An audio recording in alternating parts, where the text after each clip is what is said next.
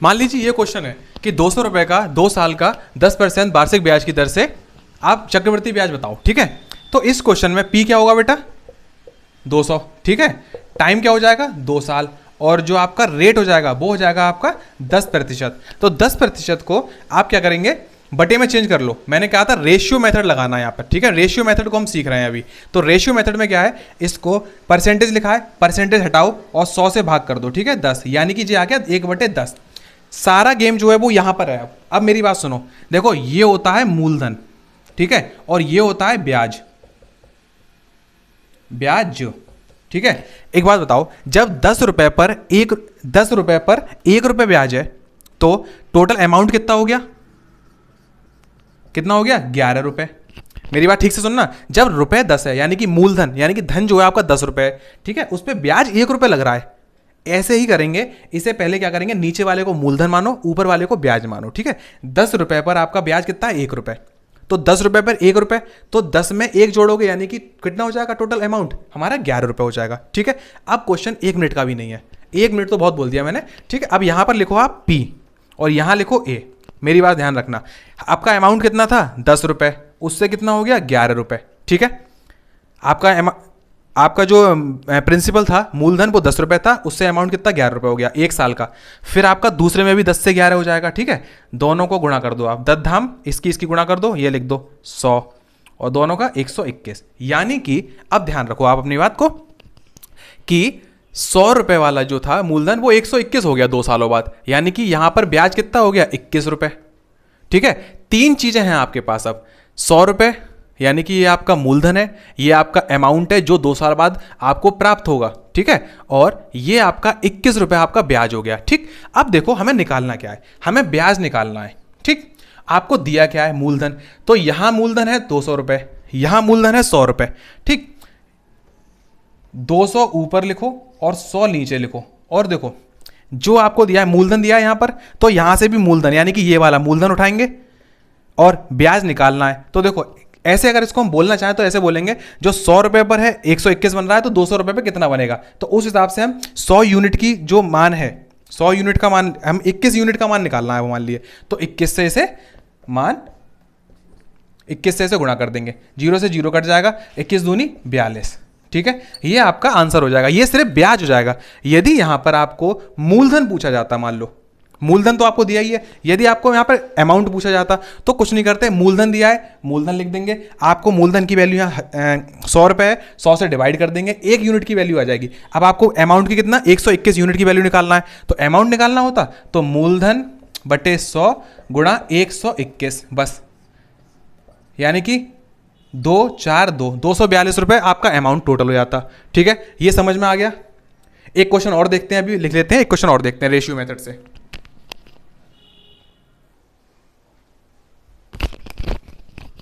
इस क्वेश्चन में 2800 रुपए का 2 साल का 15% वार्षिक ब्याज की दर से ब्याज बताना है, चक्रवृद्धि ब्याज बताना है, ठीक है। तो सबसे पहले क्या है, 2 साल का है, ठीक है, और 15% वार्षिक ब्याज है इसमें, और 2800 रुपए का है, ठीक। सबसे पहले मैंने क्या बोला था कि आपको कुछ नहीं देखना, आर देखना है, आर कितना है हमारा 15, ठीक। ये तो आप लिख ही लेंगे, P बराबर 2800, T बराबर 2 साल 2 वर्ष, और आर कितना दिया है 15। ये 15 है परसेंटेज में, परसेंटेज को आप किस में चेंज कर लो, परसेंटेज हटा के बटे में चेंज कर लो, 5 3 15, 5 से 20, यानी कि आपके 20 रुपए पर 3 रुपए ब्याज लग रहा है। मैंने बोला था नीचे वाला क्या है, मूलधन, ऊपर वाला क्या है, ब्याज, ठीक है। 20 रुपए पर 3 रुपए ब्याज लग रहा है, मैंने बोला 2 साल का, तो कितना करना है, P और A लिखना है, 20 का 3 कर दो, 20 का क्या होगा 3 हो जाएगा, 20 का फिर से 3 हो जाएगा, आपको कुछ नहीं करना, 3 अमाउंट कर रहे हैं, ठीक है। तो यहां पर 20 का 23 हो जाएगा, 23, यानी कि 20 में 3 जुड़ेगा, अमाउंट कितना आएगा 23 रुपए, ठीक है। सिंपल सा है, 20 20 400 और 23 23 529, ठीक है। ये आपका यूनिट हो गया, ये आपका अमाउंट हो गया, और इन दोनों का जो डिफरेंस होगा वो आपका ब्याज हो जाएगा, 529 और एक में 129, ठीक है। ये आपका ब्याज हो गया। अब जो दिया है 2800 रुपए दिया है, इसका मतलब ये है कि ये हमारा प्रिंसिपल है, ठीक है। प्रिंसिपल क्या है 2800 400 से भाग करनी है, और क्या निकालना है हमें इसमें, ब्याज बताना है, तो 129 से गुणा करनी है बस। देखो मैं फिर समझा रहा हूं, जो यहां दिया है यहां पर अगर कभी कभार अमाउंट भी दिया जा सकता है तो आपको अमाउंट से डिवाइड करना होगा, ठीक है। यहां पर ब्याज दिया होता तो ब्याज से डिवाइड करते, यहां पर मूलधन दिया हुआ है यानी कि प्रिंसिपल दिया हुआ है तो प्रिंसिपल से डिवाइड करेंगे, ठीक है। ध्यान समझ गए। 0 से 0, 0 से 0 कट जाएगा, 4 7 28 यानी कि 7 और इसकी गुणा कर दो, 7 नेम 63, 3 हासिल थे, 7 दूनी 14 और 6 20 हासिल 2, 7 2 9, 903 रुपए, ठीक है। बहुत ज़्यादा सिंपल है, रेशियो मेथड से अगर क्लियर हो गया तो ये है। अब मेरी बात सुनो, कभी कभार यहाँ ये भी आ सकता है कि आपको 3 साल का करना होगा, 3 साल का 2800 रुपए का 3 साल का, तो कुछ नहीं चेंज करना, सिर्फ 20 का 23 एक बार, 20 का 23 दूसरी बार और 20 का 23 तीसरी बार, 3 बार की गुणा करके आपको आंसर ला देना होगा। सेम मेथड यही रहेगा, बस ये 3 बार लिख दिया जाएगा। मैं नेक्स्ट क्वेश्चन लेता हूं और उसमें ऐसा ही करके दिखाता हूं, ठीक है। आइए इस सवाल को देखते हैं। इसमें है 400 रुपए का 3 साल का 20% ब्याज की दर से चक्रवर्ती ब्याज बताइए। P बराबर 400, R बराबर 20%, 20% का मतलब हुआ 20/100 यानी कि 1/5, ठीक है। इस पे 5 रुपए पे 1 रुपए आपका ब्याज लग रहा है, इसका मतलब ये हुआ कि 5 रुपए आपका मूलधन हुआ और 1 रुपए आपका ब्याज हो गया, ठीक है। मेरी बात समझ गए। 5 यूनिट पर आपका 1 यूनिट ब्याज लग रहा है। आगे देखते हैं कितने साल का है बेटा, T बराबर 3 साल, तो इसमें मैंने बोला सेम P और A लिख लो आप। ब्याज कितना है 5 रुपए, 5 पर कितना जा रहा है, अमाउंट कितना हो जाएगा, 5 रुपए पर 1 रुपए ब्याज है, तो दोनों को जोड़ लेंगे, 5 रुपए पर 1 रुपए ब्याज है तो 1 साल बाद कितना हो जाएगा 6 रुपए, ठीक है। तो 5 से कितना हो जाता है 1 साल बाद 6 रुपए, फिर 5 से कितना हो जाता है 6 रुपए, फिर 5 से 6 रुपए, 3 बार कर लेंगे। 5 25, 25 पंजे 125 यानी 125, 6 6 36 216, ठीक है। यानी कि ये जो टोटल सम है वो ये है कि जो हमारा मूलधन है 125 रुपए पर 216 हो जाता है 3 साल बाद, ठीक है। ये चीज है, इसका कहने का मतलब है कि 125 रुपए 3 साल बाद 216 रुपए हो जाता है। तो इसका जो आपका जो ब्याज हो जाएगा वो 91 रुपए हो जाएगा, 91 रुपए आपका ब्याज हो जाएगा, ठीक है। अब आपको निकालना क्या है, ब्याज निकालना है। 400 रुपए पर है, 400 मतलब 400 रुपए दिया है टोटल और 125 आपका यूनिट है, ठीक है।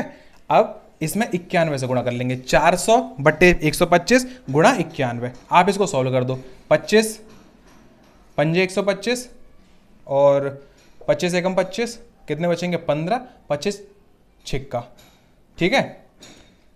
कुछ पॉइंट में आ जाएगा आंसर समथिंग।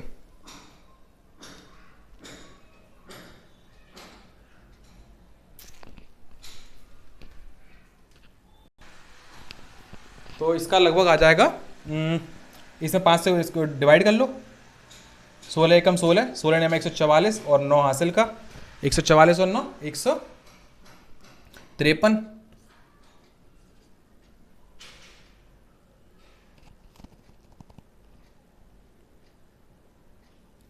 नहीं 16 एकम 16 हासिल 1, 16 ने 144 145, ठीक है। और 5 से डिवाइड कर दो इसे, 5 दूनी 10, 5 नेम 45 और 0 5 दूनी, ये आएगा आपका 290.2 रुपये, ठीक है। ये आपका सिर्फ और सिर्फ ब्याज हो गया। आइए आगे बात करते हैं सक्सेसिव मेथड की, ठीक है। इसे मिटालते हैं और फिर सक्सेसिव मेथड करते हैं। दूसरा मेथड है जिसमें अगर हम रेशियो को बदल दें, यानी कि रेशियो जो पूर्णांक होंगे हमारे, जब रेशियो हमारे पूर्णांक होंगे तो उसके लिए हमें 2 साल का 3 साल का सक्सेसिव मेथड, SUCCE मेथड। इसमें पहले साल में कभी कभार ऐसा क्वेश्चन आएगा कि तीनों साल की रेट एक ही रखी जाएगी, या फिर कभी कभार ऐसा भी हो जाएगा कि प्रथम साल में जो रेट होगी वो 5% है, फिर दूसरी साल में 6% है, या तीसरी साल में 7% है। यदि ऐसी रेट आएंगे तो हम कैसे करेंगे, इन सवालों को करने के लिए आइए हम देखते हैं सक्सेसिव मेथड, ठीक है। मैंने आपको बताया कि इसमें क्या है कि आपको पहले साल में दूसरी साल की जो रेट है उनका परसेंटेज निकाल लो और वो मूलधन का परसेंट निकाल लो, यही बताया था, ठीक है। अब इसमें देखते हैं, सबसे पहले अगर आपको रेट दी है 4% या 5% या 6% या 7%, सबसे पहले मैं आपको इसमें 2 साल का, आपको ध्यान रखना है 2 साल का परसेंट बनाना सिखा रहा हूं आपको मैं। ये इसकी शॉर्ट ट्रिक है, 2 साल का एक बार में परसेंट बनाना सीख जाओ पहले, ठीक है। जो भी यहाँ लिखा है, ये लिखा है 7%, ठीक है। 7% का स्क्वायर लिख लो, 2 यूनिट में लिख लो, 2 डिजिट में लिख लो, ठीक। 7 7 49, दशमलव लगाओ और इसका जो भी डबल होगा, ठीक है, जो डबल होगा 7 दूनी 14। बस आपको जो भी क्वेश्चन दिया होगा मूलधन के बाद इसका ये परसेंटेज बना देना है। 6 छंग 36, ठीक, और 6 दूनी 12, इसका परसेंट 2 साल का ये बन गया, इसका ये बन गया। 5 25, 10.25, 4 दूनी 8 और ये 8, ठीक है। 4 चौक 16, परसेंट स्क्वायर लिखना है साइड में, ये स्क्वायर है और ये दुगना है, ठीक है। और लिखना हमें 2 डिजिट में ही। अब मान लो 2% है, इसका लिखना होगा तो ये 2 डिजिट में लिखना है तो 4। अब 1 डिजिट और लिखना है तो 0 लगा लेंगे, पॉइंट, और 2 दूनी 4, ठीक है, 4.04। मेरी बात क्लियर हो गई। अब यदि हम वही सवालों को देखें और करें तो कैसे करेंगे। अब इस सवाल को देखते हैं। P बराबर 200 है, यानी कि मूलधन आपका 200 है। R बराबर रेट जो है वो 5% की है। T 2 साल में आपको चक्रवर्ती ब्याज बताना है, ठीक है। तो सक्सेसिव मेथड के लिए मैंने 2 साल का रेट बताया था आपको। कैसे निकालेंगे कि परसेंटेज जो है उसका पहले स्क्वायर लिख दो, 25 2 डिजिट में स्क्वायर लिख दो, दशमलव लगा के उसका दुगना लिख दो 10, ठीक है। आपको कुछ नहीं करना, इसका 10% निकाल दो बस। अब 200 का 10.25%, बस, ठीक, काट दिया। और ये क्या होगा, 10 10 20,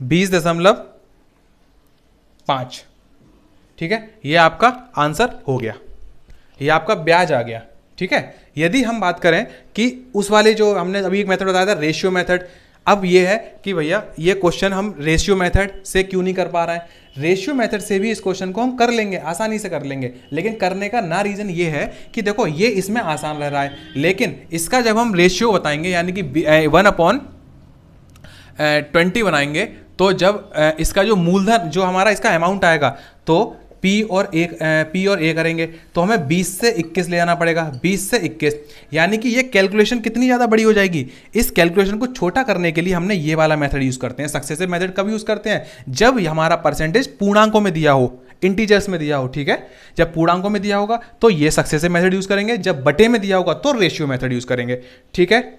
क्लियर समझ में आ रहा है। चक्रवृद्धि ब्याज में जब भी कभी पूर्णांकों में दिया होगा तो हमेशा हम सक्सेसिव मेथड का यूज़ करेंगे, यदि बटे में दिया होगा तो हम उसे हमेशा रेशियो मेथड यूज़ करेंगे, तभी हमारे क्वेश्चंस आसानी से लग सकेंगे और जल्दी लग सकेंगे, ठीक है। इसलिए ये वाला मेथड यहाँ पर बेकार है। आइए एक क्वेश्चन ऐसा देखते हैं जहाँ पहली साल में कभी कभार ऐसा होगा, पहली साल में रेट अलग दिया होगा, दूसरी साल का रेट अलग दिया होगा, तीसरी साल का रेट अलग दिया होगा, ठीक है। तब देखते हैं क्वेश्चंस को कैसे लगाते हैं, ठीक।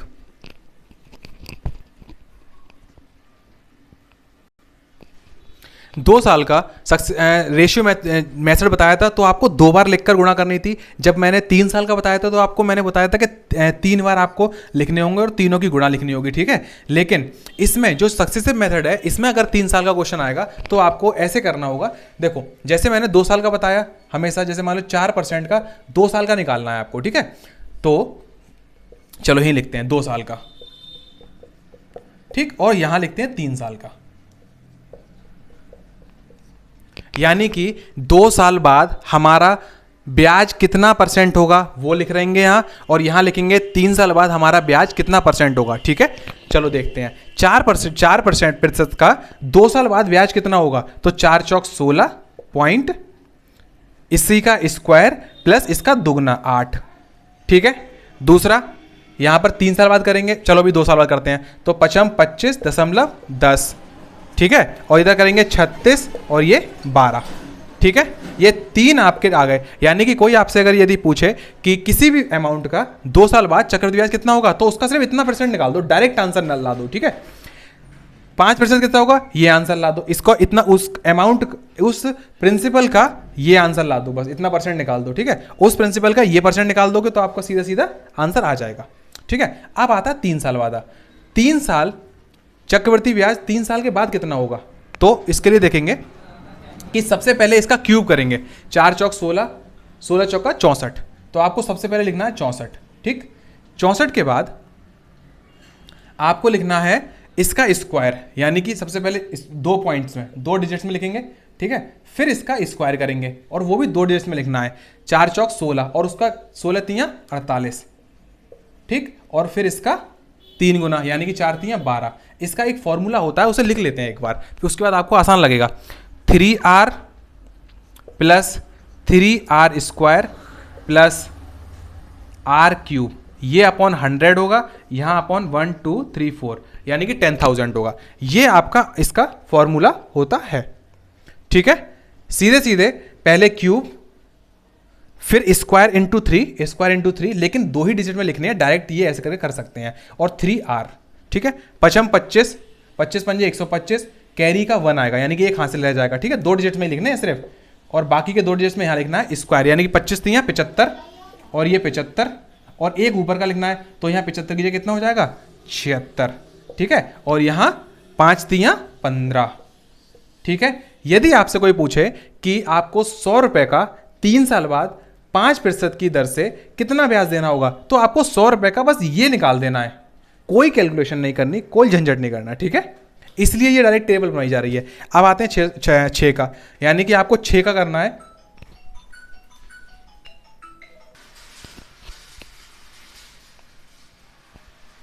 तीन साल का देखते हैं अब, 6% देखते हैं 3 साल का। तो सबसे पहले मैंने बोला आर क्यूब लिखना है, 6 छंग 36 छक्का 216, यानी कि 216 का 2 कैरी आ जाएगा, ठीक है। ध्यान रखना बहुत आसान है, 216 को आपने 2 डिजिट में लिख लिया और 2 को कैरी ले लिया। अब 6 छंग 36, 36 दूनी 72, 72 और 2 74, 74 का 74 लिख दो, ठीक है, पॉइंट लगा दो, 6 तियां 18, सिंपल। अब यदि कोई आपसे पूछेगा इतने का कोई परसेंटेज निकाल दो, मतलब जैसे मान लो 400 रुपए का 3 साल का 6% दर से आपको कितना ब्याज देना होगा, तो 400 रुपए का सिर्फ और सिर्फ ये ब्याज निकाल दो, डायरेक्ट ये परसेंटेज निकाल दो, 400 का इतना परसेंट, बस वही आपका आंसर हो जाएगा, ठीक है। ये टेबल को आप याद कर लो, चाहे बनाना सीख लो। और इसका जो, हाँ, ये जो फॉर्मूला है वो इसका है, और इसका जो फॉर्मूला होता है उसको आप साइड से लिख लो, 2r plus r square upon 100, ठीक है। इसका है 3r plus 3r square upon 100 plus r cube upon 10,000, ठीक है। इसका है 2 साल का, अगर हम करेंगे तो 2r plus r square upon 100, ठीक है। अब एक क्वेश्चन और रह गया है जो कि आपका बार बार क्वेश्चंस आते हैं, यही आप समझ लीजिए। पहला, कभी कभार ये क्वेश्चन आ जाता है कि 2 साल और 3 साल के ब्याज में डिफरेंस बताइए, तो आप डिफरेंस निकाल देंगे, ठीक है। आराम से इसमें से इसे घटा दो और आंसर ला दो, ठीक है। हाँ, एक क्वेश्चन रह गया बस। अब देखते हैं 3 साल का सक्सेसिव जब देखना है, जब अलग अलग रेट हो, पहले वर्ष में आपको 5% देना है, दूसरे वर्ष में आपने 6% देना है, तीसरे वर्ष में आपको 7% देना है, तब भी इसके लिए बहुत अच्छा सा सिंपल सा फॉर्मूला है, चाहे आप उसे याद कर लेंगे, चाहे आपको ट्रिक बताऊंगा जो वो याद कर लेंगे, ठीक है। फॉर्मूला ये है कि तीनों को पहले जोड़ के लिख लो, 7 और 6 13, 13 और 5 18, ठीक है, तीनों का जोड़ के, प्लस अब इन दोनों की गुणा, फिर इसकी गुणा, और फिर इन दोनों की गुणा, आपस में जोड़ लो, ठीक है। इन तीनों को जोड़ लो, 5 6 30, 7 6 42 और 7 पंजे 35, ठीक है, अपॉन 100 प्लस तीनों की गुणा, 5 6 30 और 30 सत्ते 5 6 30, 30 सत्ते 21, यानी कि 210, ठीक है, अपॉन वही 10,000। बस अगर हम फॉर्मूले के ऊपर बात देखेंगे तो यह है x plus y plus z plus x y plus y z plus z x upon 100 plus x y z upon 10,000, ठीक है। एक्स वाई जेड यानी कि ये तीनों मल्टीप्लाई में है और 10,000 अपोज 10,000 से डिवाइड होगा, और यहाँ एक्स वाई बाई जेड और जेड एक्स और ये 100 से डिवाइड होगा, ये x plus y plus z यहाँ पर जुड़ेगा, ठीक है। ये तीनों हैं और इस हिसाब से जो हम परसेंटेज बनाते हैं आप इसके परसेंटेज निकाल सकते हैं और आसानी से हो जाएगा सवाल, ठीक है। इसके सवाल मैं अगली वीडियो में लाऊंगा। अगर आपको ये फॉर्मूले आपको याद रहे तो ठीक है, और अगर आपको वीडियो अच्छी लग रही है तो सब्सक्राइब करें, चैनल को सब्सक्राइब करें, लाइक करें, और अगर कुछ कमी है तो आप उसको कमेंट करके लिख सकते हैं। यहाँ तक आए हैं तो प्लीज़ सब्सक्राइब कर दें चैनल के लिए, और शेयर भी कर दें अपने दोस्तों को। अच्छी अच्छी शॉर्ट ट्रिक्स लेकर आ रहा हूँ मैं। Thank you. और अगर कोई कमी हो तो आप बताइए मुझे, ठीक है। Thank you.